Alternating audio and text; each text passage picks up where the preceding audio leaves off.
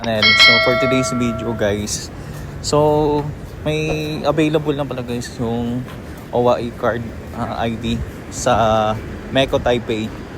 So yung gagawin po is dapat may valid po yung OWA membership nyo. Or kung hindi man, pwede po kayo mag-renew ng OWA membership nyo. And then, ayun, after ng OWA membership na magbayad kayo, so mag-scan kayo ng QR code, tapos mag-fill up po. And then, yun na. Ano na kayo, magpapa-ID na kayo dun. May picture, tsaka signature. Napaka-busy. Grabe, sowa. Kasi valid ID yan sa Pilipinas. Bumita. Komedyante yarn. Paano kinabahan? Kabado yarn. Politiko ah. Nahihinig mo kami nagsusulat eh. Kabado yarn. Baka pumbita yan.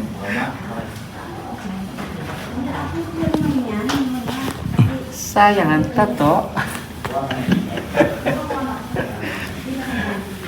Ang kulit yung bumbita. Kumuha ng e-card. OWA e-card.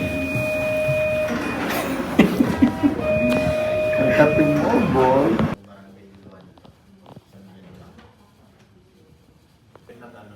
Nagbayad ka na? Eh, grabe naman yan, no? Baka OWA e-card yan. Sayang ang tato.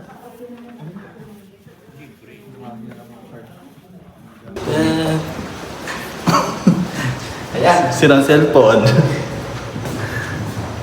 Kamusta yung feeling? Ano sabi ni Mabita? Kabado yan eh. Wala na mga tinatanong eh. Wala, address lang naman. Pero hindi mo naman nakakuha na ano. Ang immigration letter. Kasi magko-conflict na doon sa ano ba?